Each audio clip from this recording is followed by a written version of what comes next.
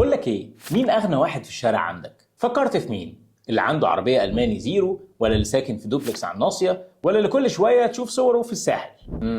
طب فكر كده، ممكن يكون هو اغنى واحد بس مش شرط. طب ليه؟ انا مش بكلمك عن القناعه هنا، انما اللي انت شايفه بعينك هو صرف مش دخل.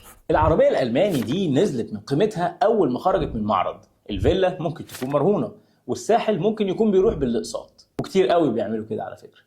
طب مين الأغنى بجد؟ هو اللي يمكن مش ظاهر بس عنده سهم بيطلع له فلوس كل 3 شهور، عنده أصل بيزيد في القيمة كل سنة، عنده استثمار بيشتغل وهو نايم. أغنى واحد مش دايما الأغنى في اللبس، أغنى واحد هو اللي فلوسه بتشتغل أكتر منه. عايز تبان غني؟ الموضوع بقى سهل قوي دلوقتي بس مؤقت. عايز تكون غني؟